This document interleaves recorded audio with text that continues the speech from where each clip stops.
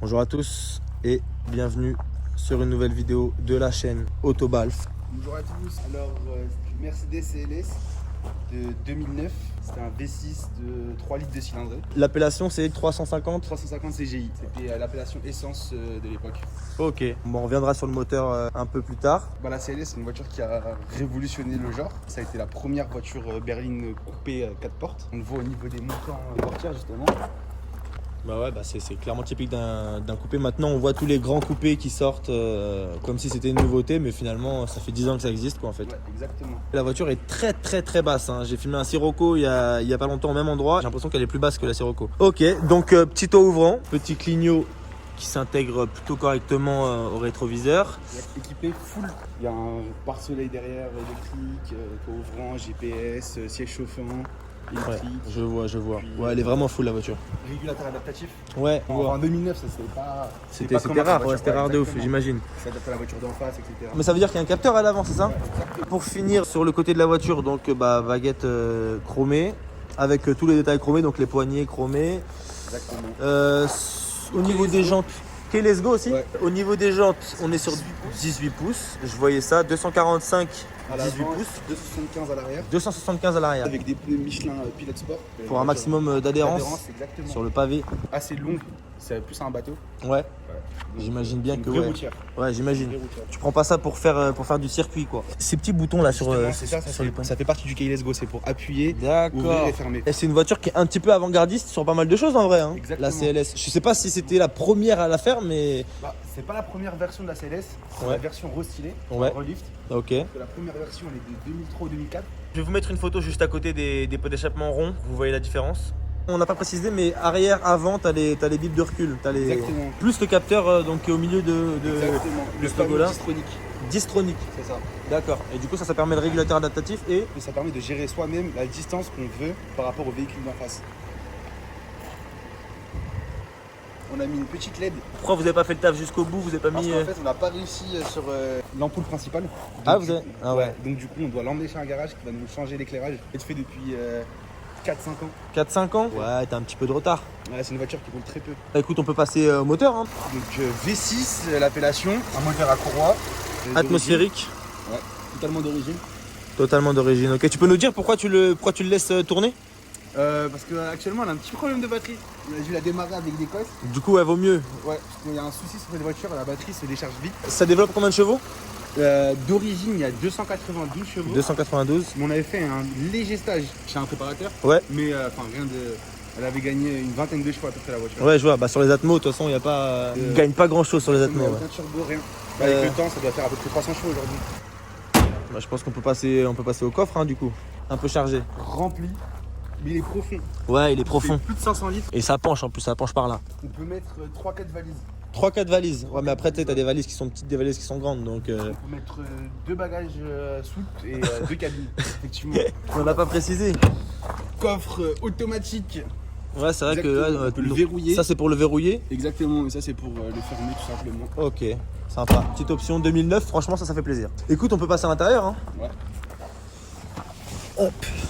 Bon, c'est pas la première fois que je m'installe conducteur, mais franchement, pour 2009, là, on est vraiment au top. Hein. Je vais essayer de vous prendre des angles de vue pour que vous vous rendiez bien compte un petit peu de l'intérieur, de tous les petits détails. Vous avez changé le GPS? Ouais. C'est un système Android. Ok. Beaucoup plus pratique que l'origine, on peut mettre le Bluetooth. Ça, c'est d'origine, ça? Ça c'est une option Lidl. Franchement, magnifique. Volant de couleur siège. Ça, on aime ou on n'aime pas. Bois intérieur crème. Bois, ouais, c'est vrai que le bois, là, il y a beaucoup de bois pour le coup. Miette de série. Miette de série. Au niveau des rangements, bah franchement, on est plutôt bien. Ça, c'est creux. Hein. Les réglages des sièges, 3 positions. Mémoire. 3 mémoires, ouais.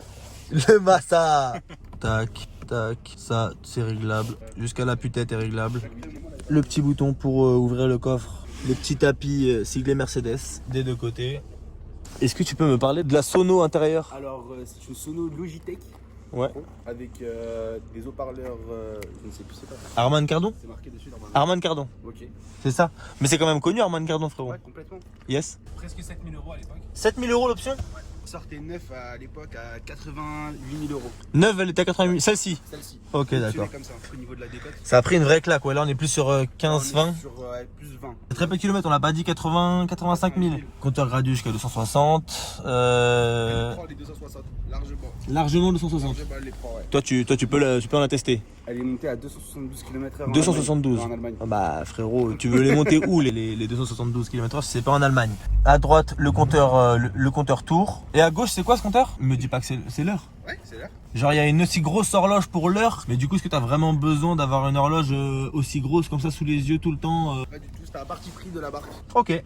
Donc là, on a toute la partie climatisation, les sièges chauffants, on a un cendrier ici, une prise allume-cigare, un rangement là, on a un deuxième rangement ici, encore des rangements ici, donc beaucoup de rangements. Concernant les places arrière, une vraie 4 places, ouais. Bon là, t'es reculé quand même pas mal, hein, on s'en rend pas compte. Un peu bas de plafond. Un peu bas de plafond, mais je trouve pas finalement parce que je suis quand même relativement grand, tu vois, et là clairement, ça me gêne pas. Au milieu, c'est un géant vide-poche avec une brosse à dents. T'as quelque chose à dire? C'est propre. Encore un rangement. Prise 12 volts, accoudoir central, climatisation bizone. Bizone, exactement. Là, c'est quoi? C'est un Cendrier. Ça fait plaisir. Encore des rangements. Les sièges sont un peu creusés pour les genoux. Ouais, c'est sympa. Ça fait option président quand même. C'est pour Madame Merkel à la base. C'est pour Madame Merkel à la base. Ok. Je vais pas montrer mes seuils de porte Mercedes aussi. On peut passer à l'essai.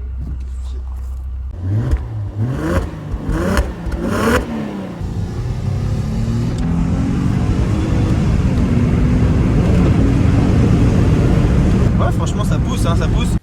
Ça pousse. Je comprends le côté bateau dont tu me parlais tout à l'heure. Ouais. Un 0 à 100 en 6 secondes pour le poids, ça va. Tu connais le poids? Une tonne 8, une tonne 9. Il y a un mode sport, il y a les palettes au volant. Ah oui, on a même pas filmé les palettes. C'est vraiment une propulsion. C'est assez linéaire en termes d'accélération. 4005, 5000 vraiment. Ça va jusqu'à 6008 à peu près. Ouais. On sent la poussée. À partir de 4000 vraiment.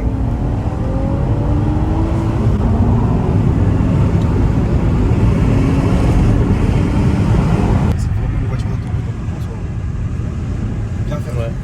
Fenêtre fermée, c'est bien insonorisé, ça va. Je te faisais la réflexion tout à l'heure qu'on n'entendait vraiment pas du tout le moteur. Même quand on voit fenêtre fermée, on n'entend vraiment rien. Et au niveau du freinage, t'aurais quoi à dire? Franchement, ça va. C'est un freinage qui est pas très endurant quand on veut vraiment taper dedans. C'est pas la philosophie de la voiture à la base, vraiment. C'est une voiture de bon père de famille. Ça, c'est une route, frérot, t'es à 70. Dieu seul sait les gens qui sont passés ici, ils étaient à combien? Mais au moins, on est dans les limitations de vitesse là, il y a vraiment rien à dire. 70, 70. On peut filmer sur la chaîne Autobalf, ça respecte 100% les limitations de vitesse. Donc encore une fois, hein, il pleut, c'est une propulsion, vous faites le calcul. Faut faire attention. On va rentrer dans le décor. Conduite prudente. Exactement. Ouais, c'était à 9 litres à moyenne. 9 litres en moyenne? Ouais. Après, quand on pousse assez fort, on fait plus 17, 18 litres sur l'autoroute, on arrive à tomber à 9 litres. 9 litres À 100, 130. C'était une boîte 7. avec un mode sport, tu nous as dit tout à l'heure. La petite molette ici, c'est pourquoi? C'est ça, c'est le distronique. C'est pour régler la distance par rapport au véhicule qui nous devance. Pour le régulateur adaptatif. Exactement.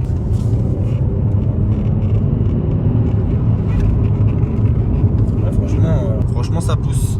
Au détriment de la sportivité de la voiture, là, les suspensions, elles sont vraiment agréables. Et même quand on prend des bosses qui sont un peu relous avec d'autres voitures, là, on sent rien du tout. De toute façon, encore une fois, on en revient toujours à la même chose. Cette voiture, elle est faite pour faire de la route et pour être confortable. Donc,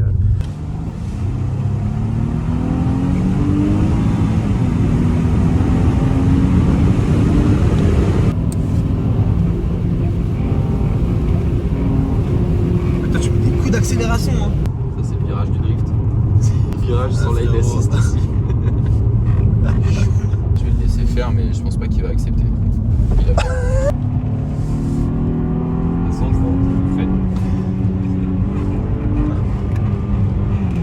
Je te remercie de m'avoir ramené cette petite auto sympatoche. Aucun souci. On va revenir avec une voiture, sûrement. Bah écoute, t'es bienvenu, frérot.